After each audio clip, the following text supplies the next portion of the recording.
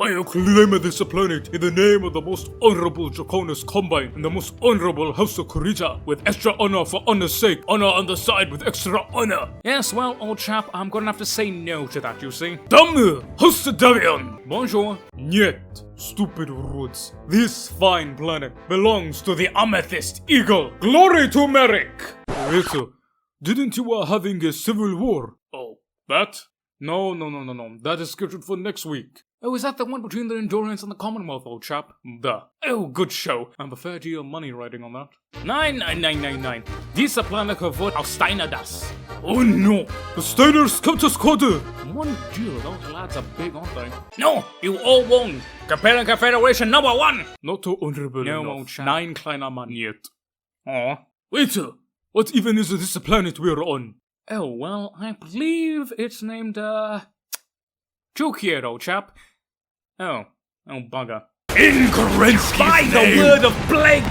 Holy shit!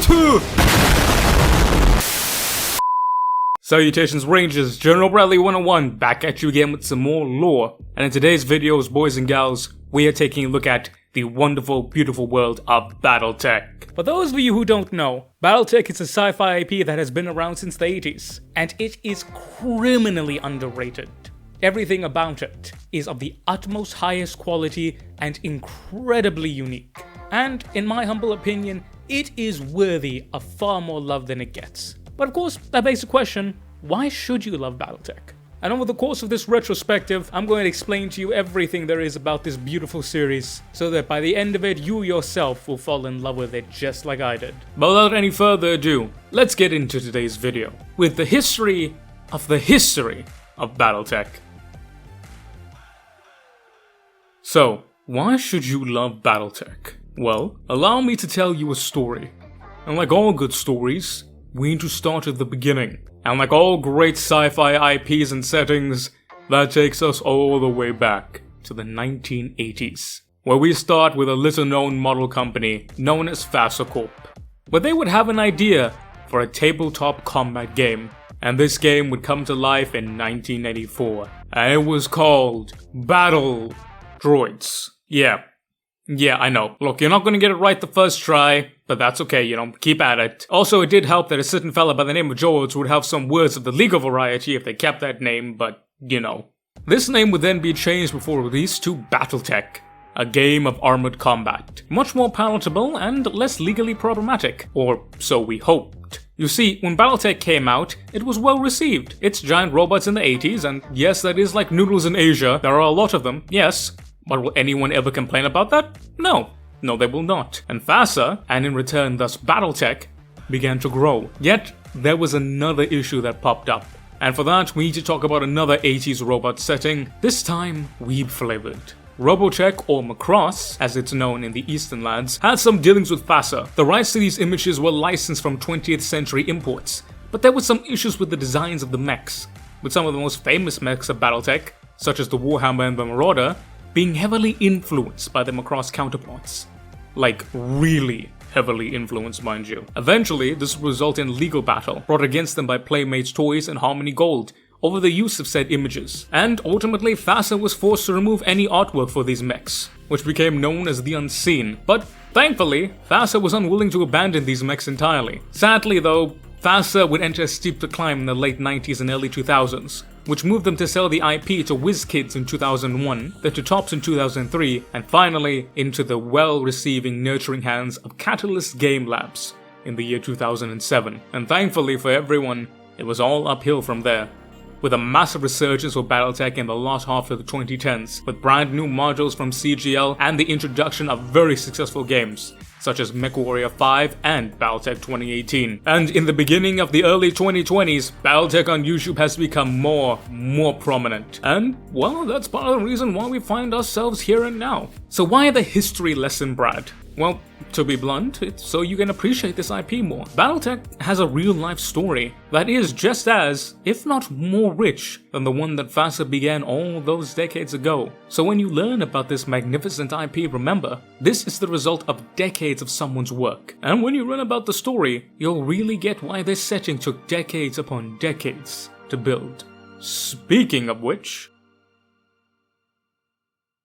The history of Battletech is quite thoroughly entwined with our own, with there being a direct translation from our own history in the late 90s into the modern setting of Battletech, with such big names such as Nissan and General Motors being prominent engineering partners in the 32nd millennium, not to mention a lot of familiar trappings and cultural elements present all across Battletech itself. Battletech can be divided into several ages. These start with the very first, that being our history translated into Battletech, simply known as the early age of history. This occurs right after the end of the Cold War and the collapse of the Soviet Union. The United States, Europe, and Japan announced in 1994 their intention to build a new space station known as Kurita Station, which was successfully launched 11 years later. However, in 1997, a coup d'etat by hardline communists resulted in a military Soviet-style government in Russia. Thus, this then again sparked a second Cold War, which lasted until the peaceful reforms under a gentleman by the name of Oleg Tikhonov in 2005. The Republic, however, crumbled in 2011,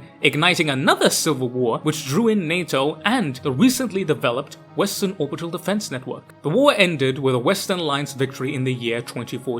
We then have 2016, began with the establishment of the Alliance Space Command, with humanity beginning its first tentative steps into moving out into the solar system, with the first lunar settlement being established in December of the same year, and the first manned mission to Mars in the following year. However, the greatest year for humanity would come in the year 2020. Look, alright, I know that sometimes people get projections wrong, but then there's getting it wrong, and then there's getting it wrong. Like that time when you did a math sum in class and you're like, oh, okay, this is the answer. And you realize that your guess, because yes, it was indeed a guess, because nobody knows how to do math, because we all fucking forgot. Your guess turns out to be in motherfucking Asia, and the answer happens to be somewhere squarely in Puerto Bloody Rico. But the advent of 2020 came with General Motors, perfecting and commercializing, and later patenting in the following year, the first ever sustainable fusion engine. With faster-than-light travel being pioneered by Thomas Carthy and Takashi Fuchida, in the early 21st century, this was first ever realized on September 3rd, 2107, with the first successful voyage of an FTL spacecraft, the TAS Pathfinder, which made a 12-year light jump to the Tau Centauri star system. And thus begins the Age of Colonialization, which kicks off beginning the first ever establishment of New Earth in 2116. And by 2235, some 600 colonies had been established within 120 light years of Earth. Now renamed the Terran Alliance, quickly began establishing these various colonies and power over them. However, like all things, when someone tries to establish power, there are always those who resist. Thus, the first rebellion, known as the Outer Reaches Rebellion, began, and this would lead to political corruption and instability, which only heightened the economic strain of supporting its colonies. And ultimately, the Terran Alliance would be ended in the year 2314, as itself defended into civil war. However, the Alliance Global Militia, under the direction of Navy Admiral James McKenna, put an end to the conflict in the following year, dissolving the Parliament and instead establishing the first true interplanetary state, the Terran hegemony, with McKenna being its first Director General, and eventually it would become his successor, Michael Cameron. And by the year 2351, what we know as the Great Houses would begin to be emerged, and thus, so too were the seeds planted for the Age of War. The Age of War was called as such because, quite clearly, it was a century of rapid industrialization, conflict, and conquering, and humanity tended to forget itself, as it wielded destruction capable only of gods, with the whims and fancies of mere mortals, resulting in the near annihilation of Tentavel. To quote a rather famous Battletech historian, on Tentavel, a world died, and it caused all the great houses to pause, and to realize that if they continued on like this, the death of worlds would become norms. From worlds then come systems, from systems then states, and then from states, the entirety of humanity. So, later on in that year, the first major international convention was called, that being the Ares Convention, where 10 of the major powers of the Innisphere and Periphery alike came together to agree upon the rules of war and engagement. While its critics did argue that this would trivialize war and make it more of a sport, which it did do, it however severely limited any form whatsoever of grievous annihilation and civilian as well as infrastructure decline. However, this then led to such strategic weapons such as warships and nukes being made obsolete. Thus, the Terran hegemony, always seeking for its place as first amongst equals, looked to a new idea, to a new style of war. And thus, in the year 2439 was the battle mech created. As the Maquis stepped onto the field of battle in the year 2443, the world would change, and the Age of War ended. And now we begin with the Age of the Battle Mech and the formation of Star League. Star League was an idea.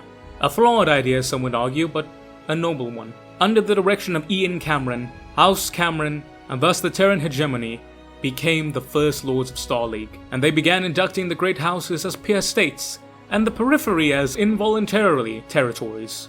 However, after all that was said and done, the Inner Sphere would experience its golden age. 156 years of unimpeded prosperity and growth. However, like all things, whenever there is prosperity, there are those who would seek to take all for themselves. And that brings us to Ameris. Stefan Ameris, also known as Fakir Genghis Khan because look at the bastard, was the leader of the Rimworld Republic, and he became a personal friend to the very young, very stupid, and very, very unlucky Richard Cameron.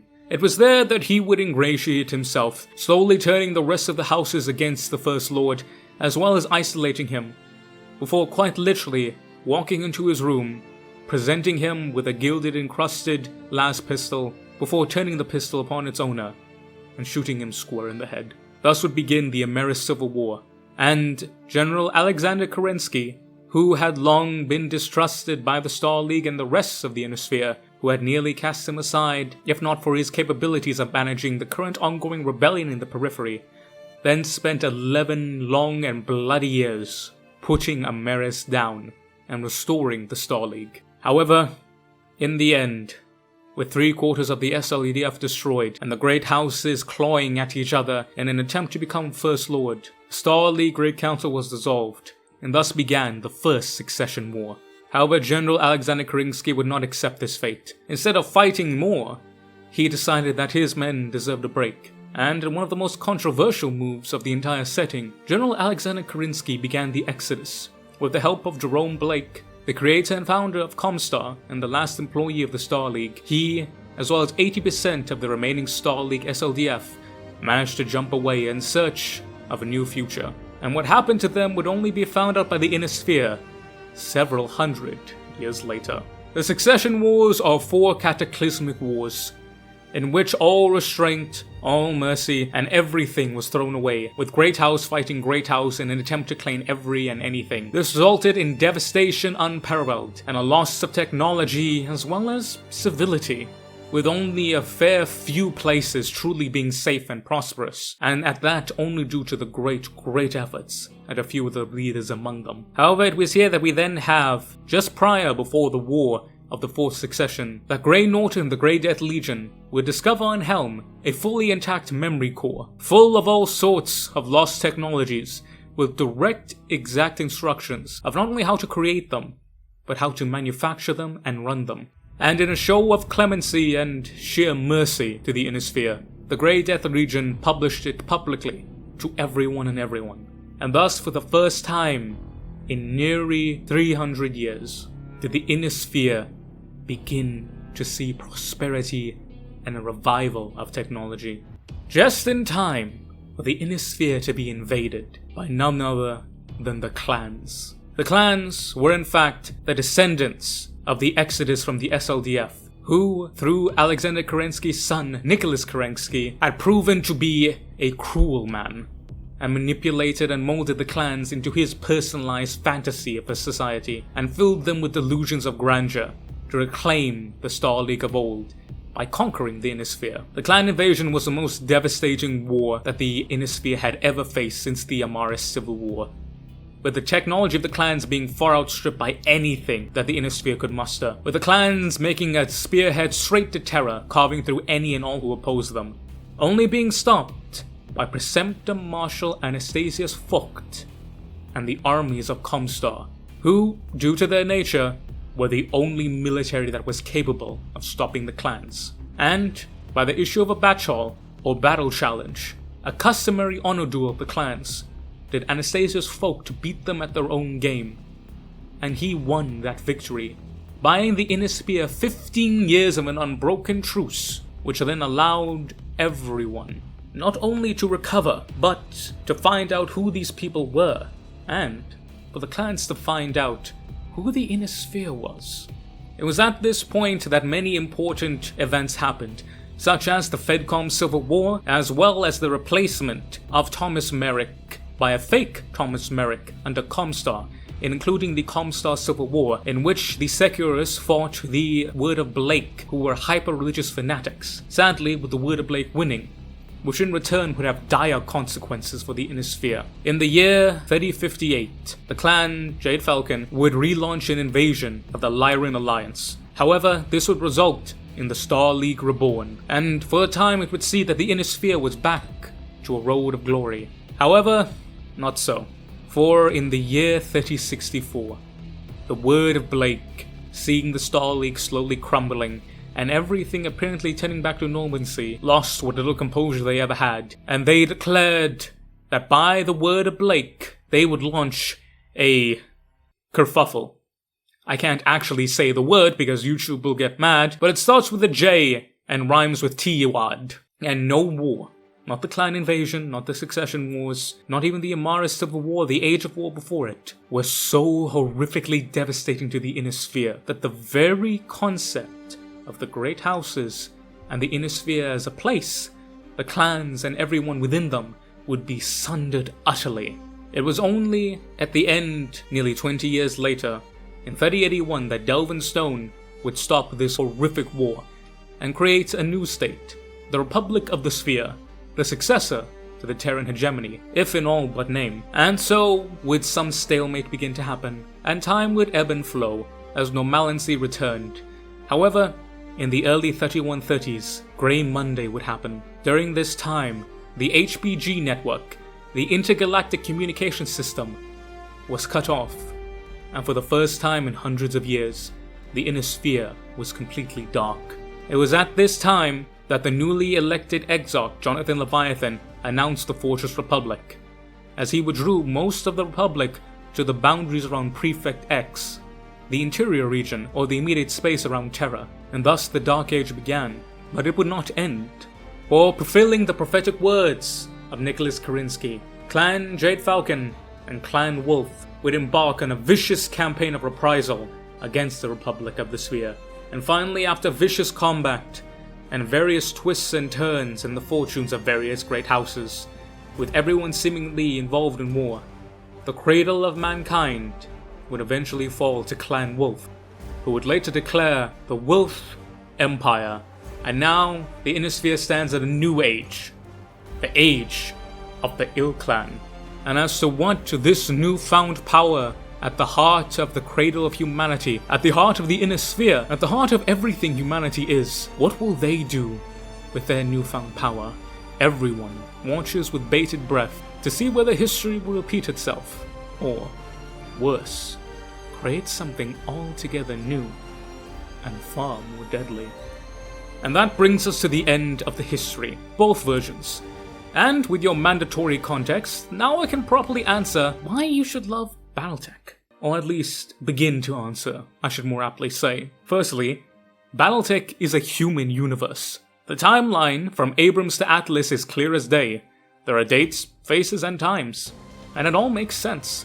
From how neo-feudalism became the norm across the galaxy, to how clans and ComStar came to be, how mechs became the kings of the battlefield, and how the hubris and desire of man almost ruined centuries of human progress and paused everything that even resembled progress, having the sins of past betrayals ending up turning your greatest offenders into your most ruinous enemies.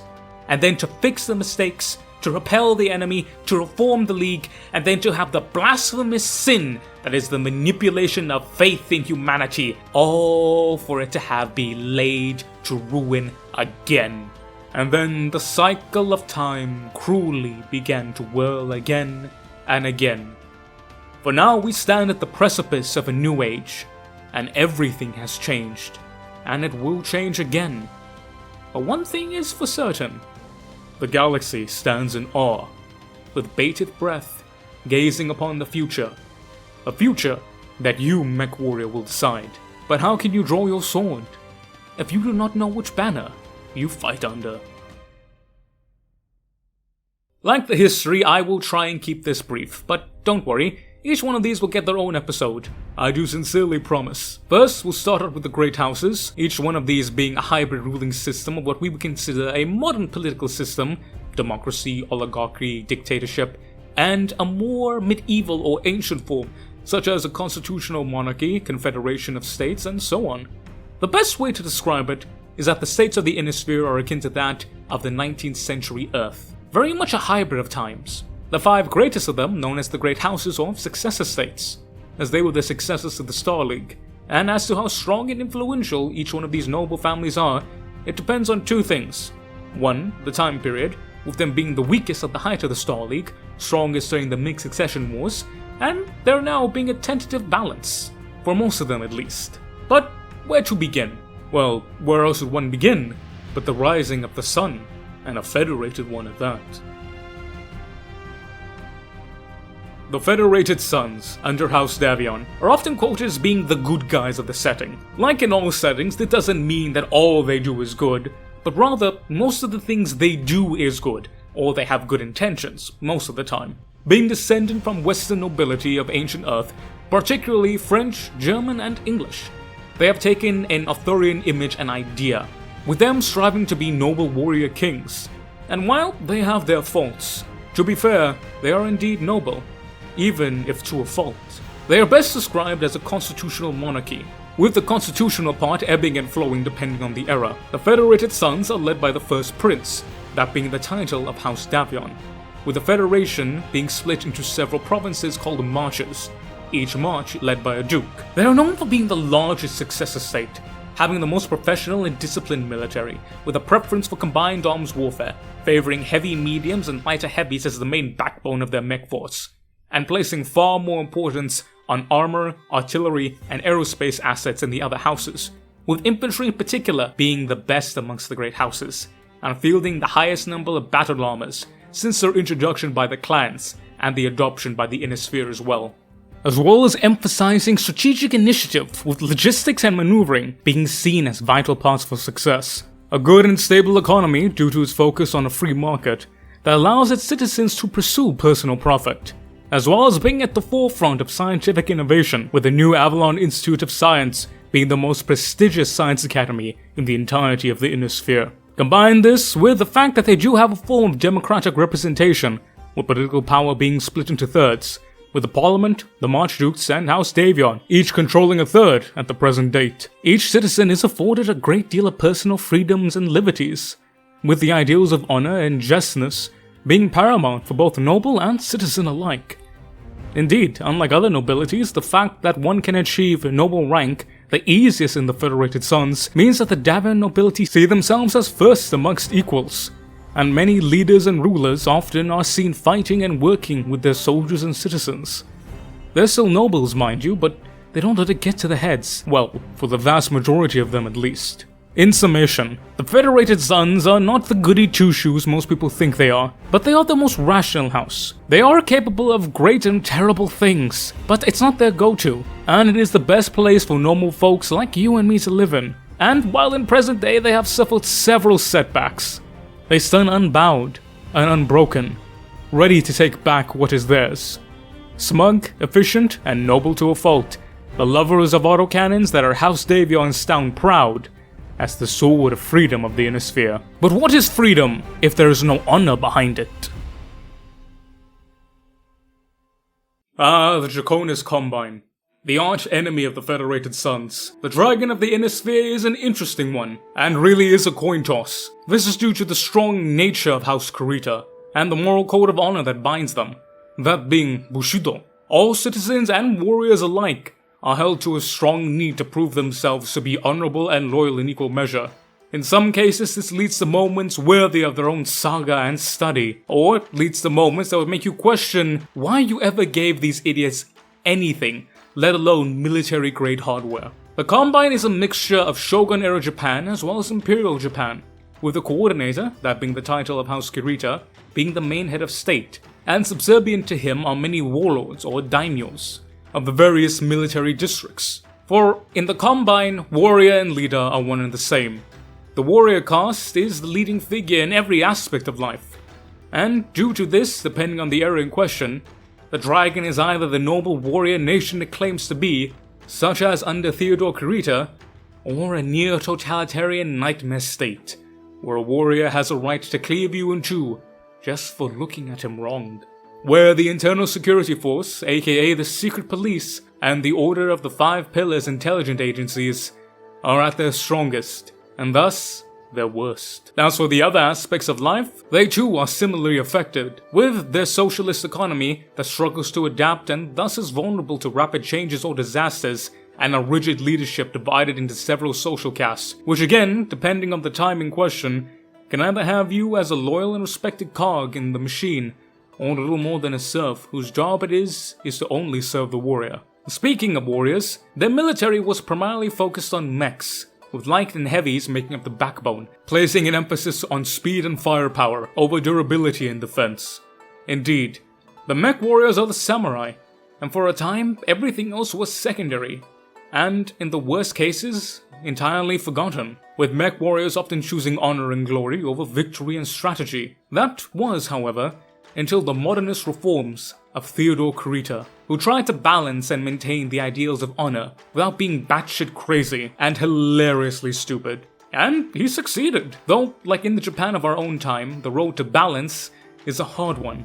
And till this present day, the Combine struggles with the idea of moving forward without dishonoring the past. But for the average Joe like you and me, things are on the up and up, with the economy as well as their personal rights being given more thought. As it only took Kurita a few hundred years to realize that not throttling your economy and treating your civilians like they were shit gives you better results. In summary, the dragon is often memed on. Some of it rightfully so, but people often forget the Combine is home to a warrior class who live, breathe, and eat war. And they will gladly give each one of their lives at the merest whisper from the coordinator, for the dragon of the inner sphere will be honored. Now, honor is great and all, but money is sometimes better.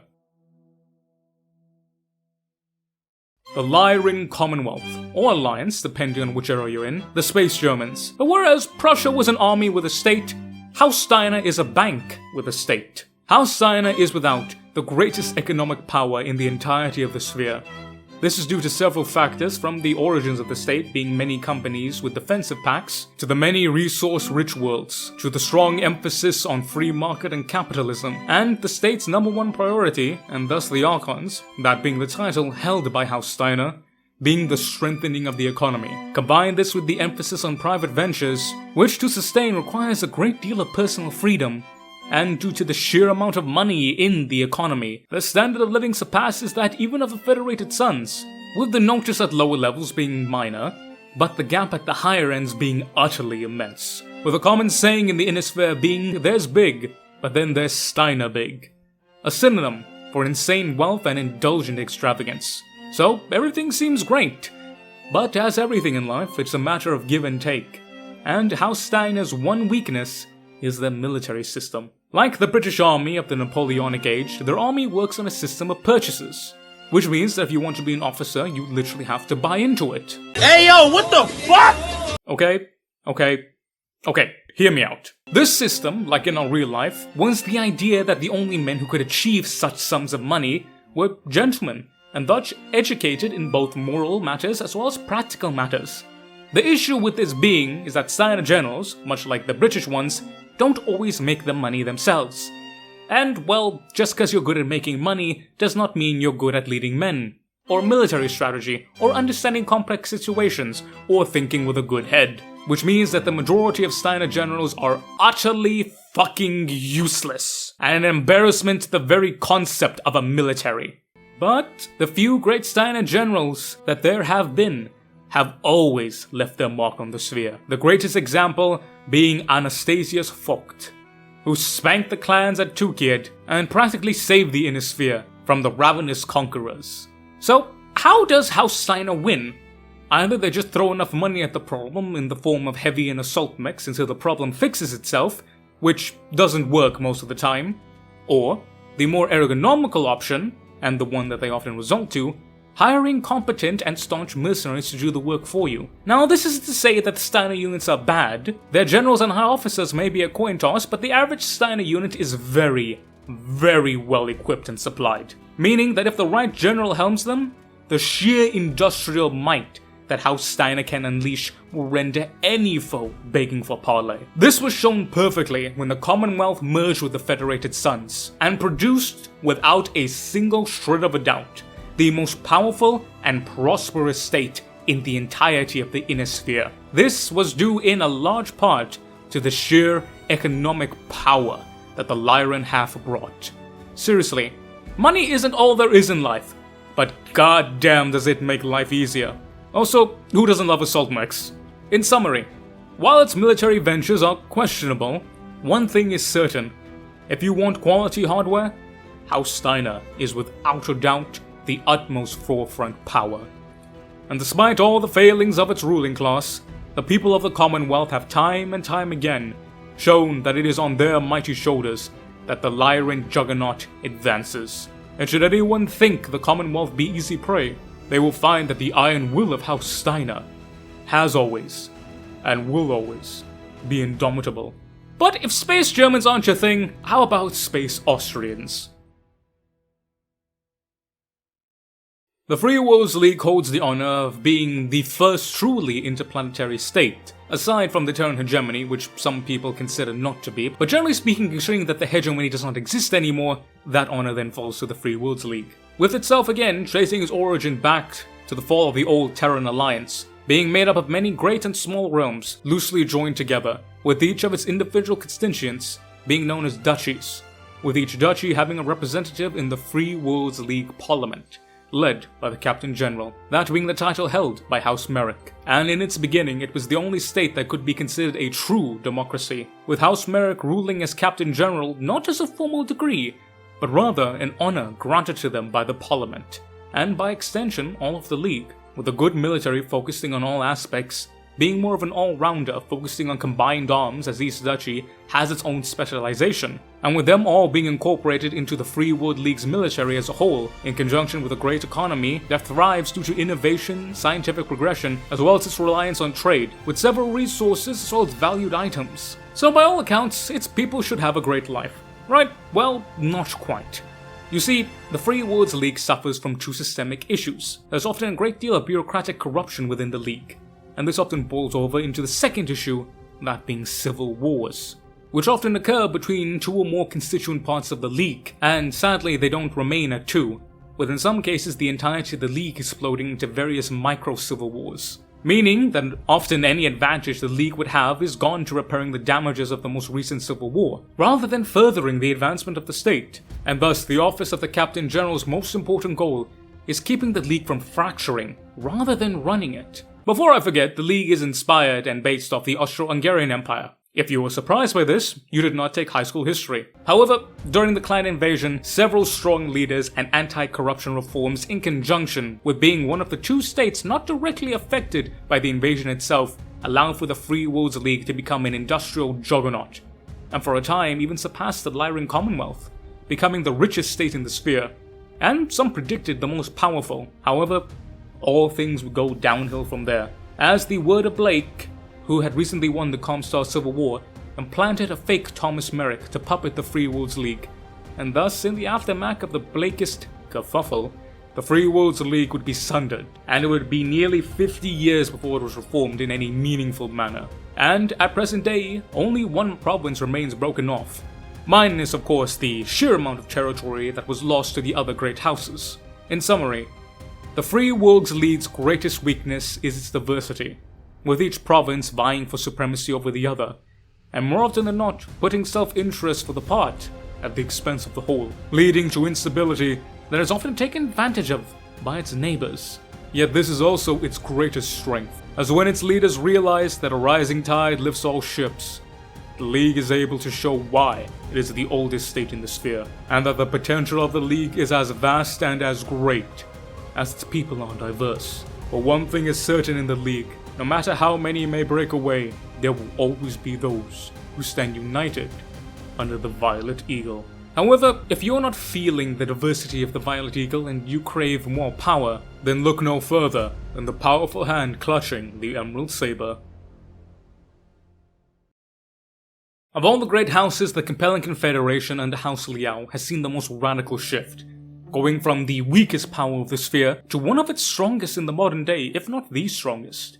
Being the youngest and smallest house, House Liao is statistically the worst house in all aspects. This is not due to their small size alone, however, but rather the realm itself. The Capellan Confederation is a totalitarian police state, with supreme power being in the hands of the Chancellor, that being the title of House Liao, with there being two major classes of people, citizens and servitors. Citizens have some basic rights which must be earned by service or payment to the state, and then we have servitors, which are essentially one step away from being a slave class. To give you some perspective, each child that is born in the Confederation does not actually belong to their parents, but rather they are charges of the state under the care of parents given to them permission by the state until the age of 15, where they then take the test to see if they are eligible to become a citizen. The real-world influence here is quite obvious, although of course heavily exaggerated, thankfully. And again, I can't outright state it because YouTube will get mad, but if you didn't get it from the intro skit alone, yeah, you're lacking a little bit there, pal. Combine this with the rulers of House Liao often either being self-serving or paranoid, or in sadly most cases both, means that for the longest time they were considered to be the runt of the sphere. Indeed, the rest of the inner sphere seemed to dislike the Capellan Confederation. This, however, is not without merit, as the culture that the Confederation bred was one of a cutthroat and distrust. This then led to most Capellans being shady and double-crossing, with the phrase, "never trust a Capellan," becoming widespread in every part of the sphere. The Confederation was on a steep decline, both internally and externally. Yet, then the clan invasion happened. The Capellan Confederation was not directly affected by it, and thus had some time to breathe. In addition to this, two powerful and competent rulers came to power during this time, that being Sun Tzu Liao and his son Daoshen Liao, with Sun Tzu being elected the first lord of the Second Star League. A largely ceremonial position, mind you, but one which nonetheless brought further prestige into the state, prestige which it had sorely lacked. This, in combination with an easing of control over the economy and military, as well as giving more power to the other governmental bodies of the Confederation, led to unparalleled explosions in growth and success both, leading to the state that was once on the verge of death reach the precipice of greatness, with an unexpected side effect of this being that the lives of the Capellan citizens getting just that much better. But that then leads to the elephant in the room. In truth, the Confederation was the hardest for me to write of all the great houses. Not for the reasons you might think. If this were just the history up to 3052, it would be easy. Capellan Confederation number 2. Done. The St. Ives Compact is indeed a real country. But their resurgence in the Dark Age made it quite difficult to put this together. Not because I couldn't comprehend them getting better, and the writing was logical, but rather what this means for the state. As the Capellan Confederation marches forward towards glory and prosperity, House Liao is faced with a crisis that is fast approaching, as the Confederation only experienced this success when House Liao relinquished their most coveted treasure, that being their power. Yet, the very nature of their government only works when they have all the power, and taking away freedom once it's given is impossible, which means House Liao must continue to change, or someone will do it for them. Needless to say, along with Davion kicking the shit out of Kurita, seeing what happens to the Confederation is something I am very much looking forward to. In summary, the people of the Confederation love their state, even before the resurgence. Whether this is due to ignorance, indoctrination, or by some miracle they actually love the damn thing, they will stand and they will die for the Chancellor. And in the present day, the Chancellor has been spending their lives far, far more wisely. And for the glorious Confederation of Capellans, their future stands on a knife edge. But one thing is certain for the patriots of House Liao. There is one vision for the Capellan Confederation, and that vision, for better or for worse, is forward. So that's the 5 successor states. But not all the successors of the Star League. We have 2 factions that are the direct descendants of the SLDF, that being ComStar and the clans. ComStar was formed from the few SLDF regiments to stay behind on Terra to guard the HBG network under Jerome Blake, who was the last employee of the SLDF and thus Star League. However, by some miracle of humanity, the descendants of ComStar thought that his writings and musings were in fact prophetic writings, and thus they spawned their own pseudo-religion, which would eventually turn into a full-on religion of the extremist variety. They then also decided that it was best for the inner sphere to lose as much advanced technology as possible. They did not start this, mind you. We have good old strategic nuclear weapons to thank for that, but they hindered every and all attempt of any power to gain any type of advanced tech, which became known as lost tech. In addition, they played politics with the great houses, sparking conflicts and prolonging already existing ones for their own benefit. This, however, wasn't always the path intended for ComStar.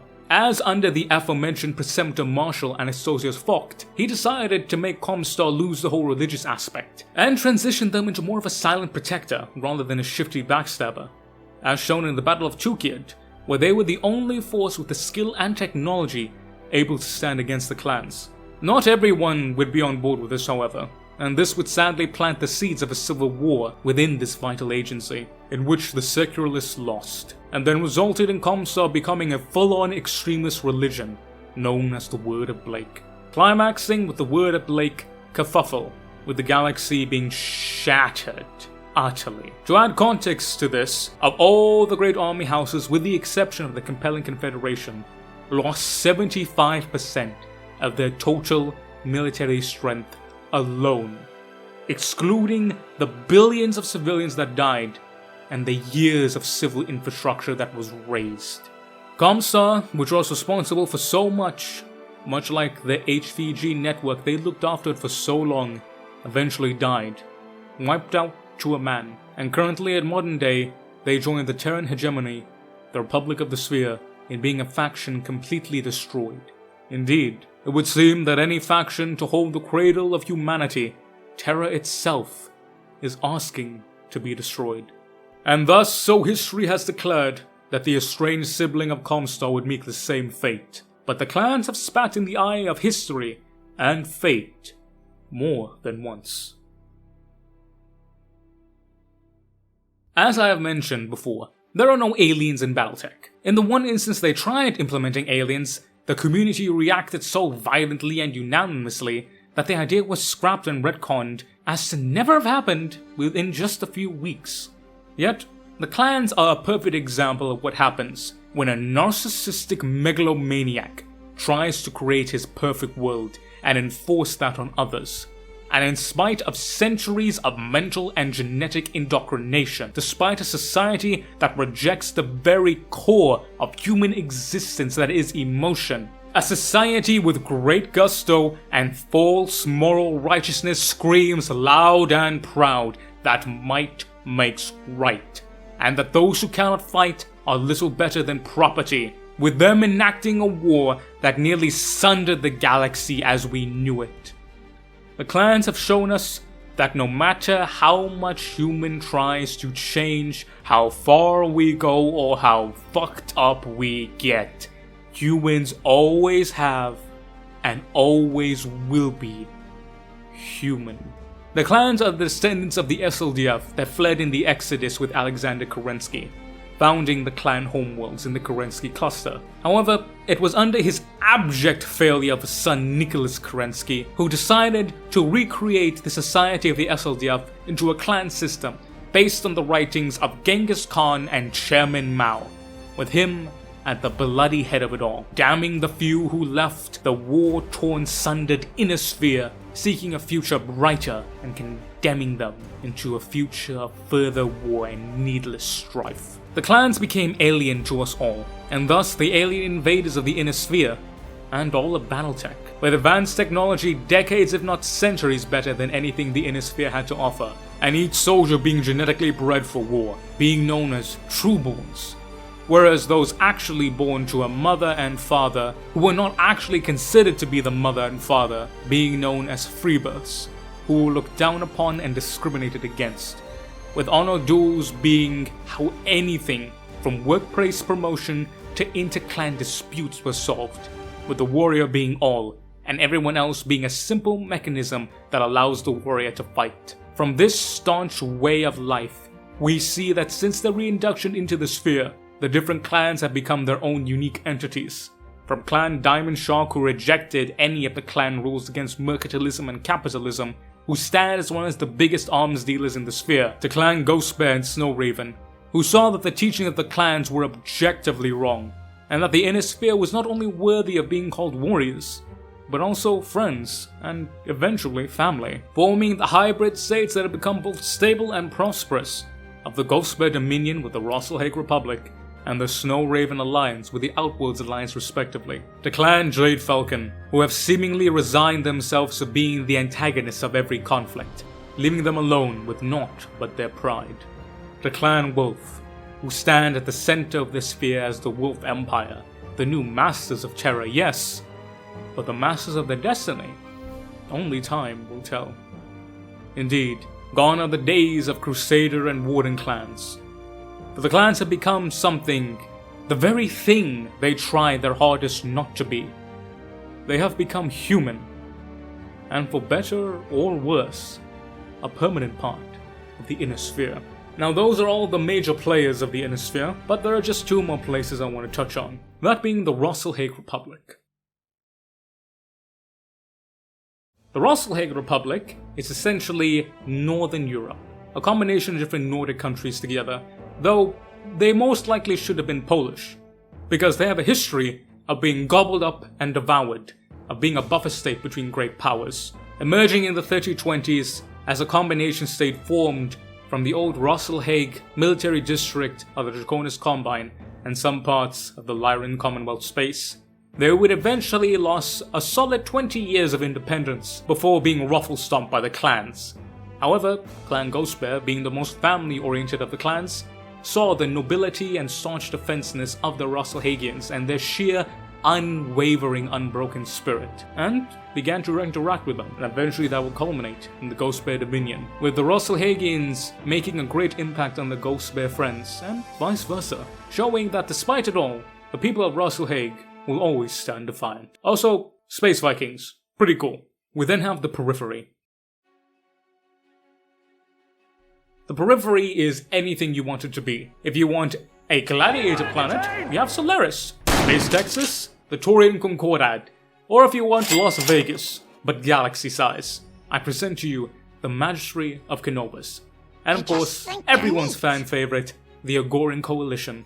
We even have Space Romans as well, and then you got the Deep Periphery, which is several times more fucked up. But they all have one thing in common. They all hate the inner sphere. Because you're stuck in the Periphery. Oh no, oh yeah, you've lost everything that you've held dear, but at least you're not in the inner sphere. And that brings us to an end to all the factions. Now don't worry, they'll get their own unique episode, I promise. But we got one more thing we gotta talk about before we end this. And that being the main reason why everyone gets into the hobby. Because while you may stay for the characters and the factions, you come here for the goddamn giant robots. Battle mechs, the kings of the battlefield. However, not the only ones. Most people tend to forget that there are artillery, tanks, armor transports, as well as aerospace fighters and warships in the latter half of Battletech that make up a substantial part of any military, with such icons such as the Demolisher, the Manticore, and the SRM Carrier, reminding mech pilots that while they may be the king, they are certainly not invincible. And then of course there's always a good old Long Tom, because it doesn't matter how many mechs you have when you are targeted via grid squares. God bless heavy artillery. Mechs can be divided into 5 different categories. The first being light mechs, which range anywhere from 20 to 40 tons. These are your scouts. They're meant to harass other mechs, spot targets for any type of artillery or aerospace assets, or to harass infantry. They can do anything really. Just don't put them up against anything heavy, because they're gonna end badly. Even the Hollander is gonna run like a locust when it sees an Atlas. We then have medium mechs. Medium mechs in conjunction with heavies make up the backbone of most Innisphere militaries. Mediums are your all-rounders, ranging anywhere from 40 all the way up to 55 tons. You can have the lighter mediums, which are essentially heavier lights, or the heavier mediums, which are essentially lighter heavies. A bit redundant, I know, but that's the point of a medium mech. They can be fitted and outchanged to so many different fashions.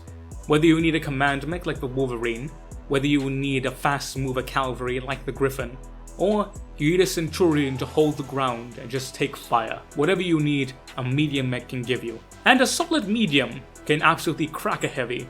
But then again, there's something about a heavy that makes them the true battle line of the inner sphere. Heavy mechs are your battle line mechs, being anywhere from 60 to 75 tons. These are heavy-duty solid troopers, and more often than not, they are what you want as your main battle line, being able to mount significantly more heavier firepower as well as armor than their medium counterparts. And generally speaking, due to the larger sizes, being more forgiving in terms of customization and adaptation, with venerable monsters such as the Marauder, or the more commonly available Warhammer, to the iconic Thunderbolt, and the trusty good old Archer. But sometimes, solid isn't enough. What you need is a brick shithouse of a mech with enough guns to make a battleship blush. And that, ladies and gentlemen, is where we get to assaults. These chunky fellas are anywhere from 80 all the way up to 100 tons. Assault mechs are in their name. Slow-moving, hard-hitting, built like a brick shithouse on enough ketamine to kill a motherfucker. Everyone loves assault mechs. From the lighter assault mechs such as the Awesome and the Victor, which are far more maneuverable and adaptable and very dependable, such as the Highlander who will turn you flatter than a pancake, or very much so, the exact textbook definition of an assault mech. That is the Marauder 2, and the venerable king of all monsters, and undisputedly, the greatest battle mech, if not in actuality, but definitely according to the love of the fans. That is the Atlas, with Mr. Alexander Kerensky himself directly helping to create the Atlas. For this man wanted a mech as powerful as possible, as impenetrable as possible, and as foreboding as conceivable, so that fear itself would be our ally. And by the good God Almighty, the Atlas is that battle mech. Of course, we then have super heavy mechs, which are usually just pieces of shit, but they're passion projects by people who have more money than sense, aka House Steiner. And finally, our fifth category, that being Omni-mechs. Omni-mechs were a creation of the clans. Essentially, when you create a mech, you have to decide what you're going to put in it. This could be anything from missiles, to lasers, to autocannons, to Gauss rifles, to chemicals, to flamers, or a PPC. What is a PPC, you may be asking? Imagine the love child of a large laser and an AC-20 having the wildest night of the most kinkiest sex you could ever imagine, baby. That is a PPC. Shout out to the real OGs who really know that. If you remember that joke, god damn it, I love you very much. However, with Omni-mechs, you can then fill out individual weapons based on Omnipods. You want autocannons? Load up 2 Omnipods of autocannons. You want large lasers? Go ahead and load up the large laser Omnipods. It's incredibly customizable. The one downside being that you can't customize the frame, armor, or engine. So, in some cases, it's actually less customizable than the standard mechs. Though I prefer my good old standard mechs because Omni-mechs are usually significantly expensive and far more harder to maintain. I'll take my good old Centurion with an AC-10, or a Gauss rifle if I'm feeling frisky. Wee. And finally, I can't stop without mentioning battle armor. Battle armor is essentially power armor, and this ranges from 1 to 2 tons. With you have lighter infiltrative variants to the Federated Sun's Grenadier, which is basically Terminator armor but a chunky fucker, and goddamn it does it look good.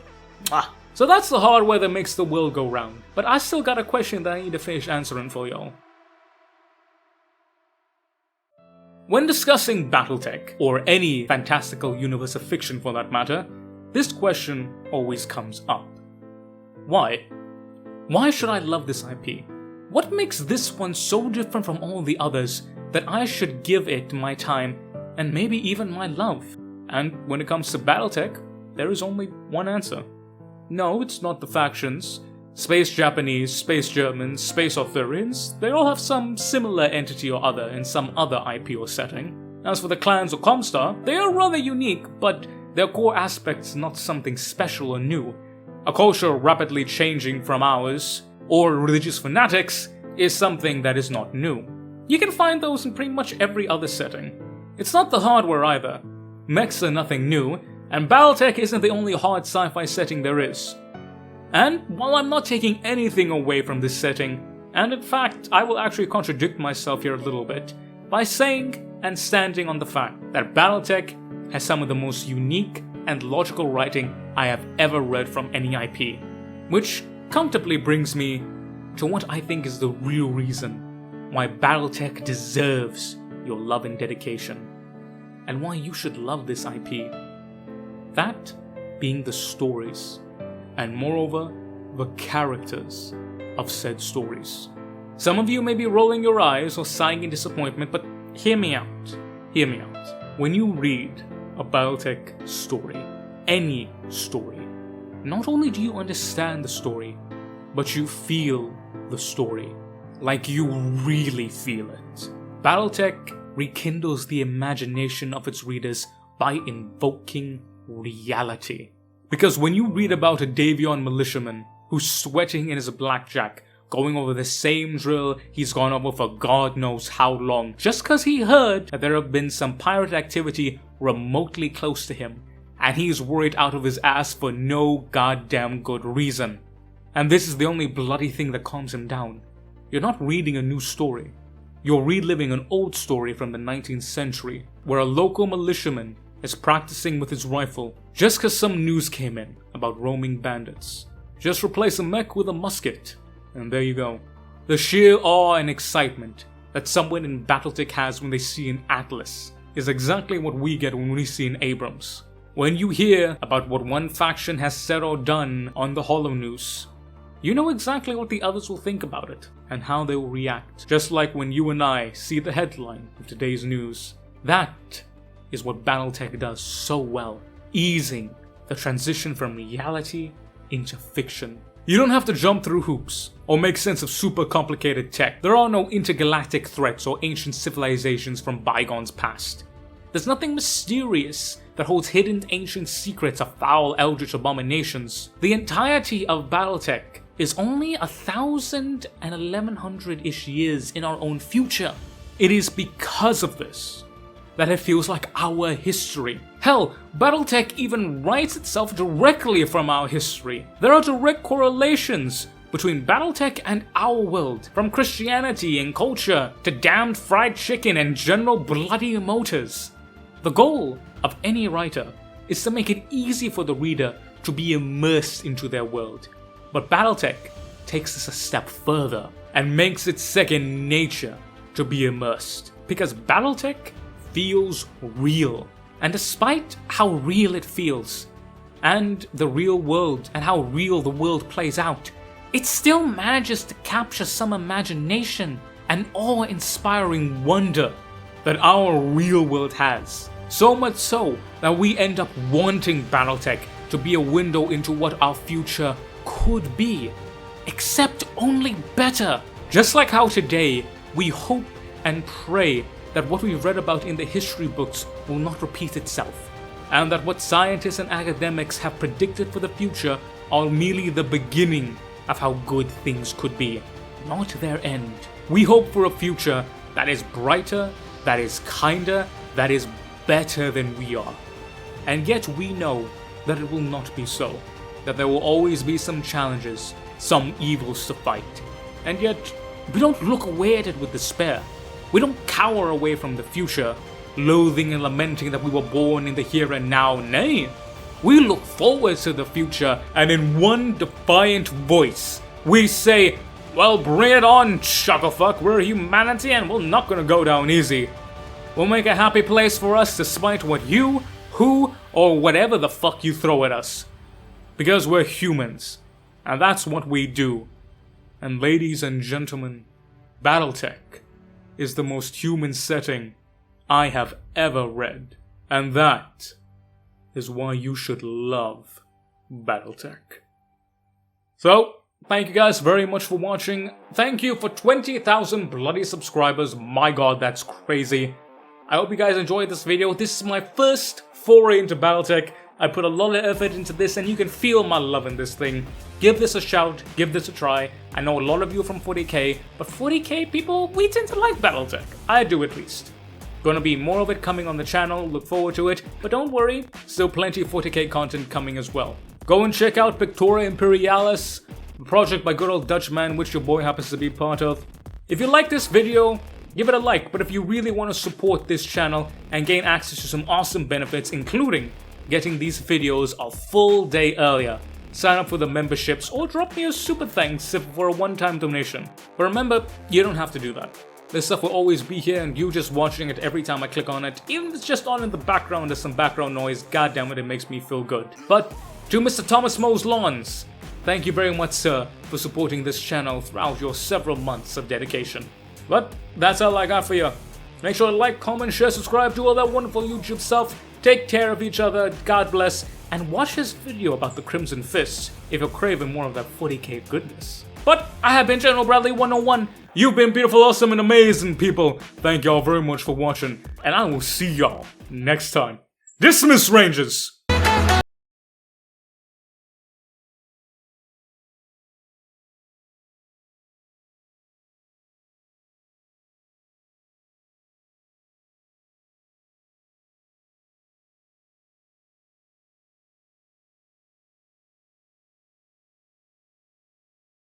So it turns out the real reason why the DC hate the Federated Sons so much is because the Federated Sons are often encouraged, is that the nobility of the Federated Sons are often encouraged to go and get princesses from other realms because there's not enough Davion princesses to go around.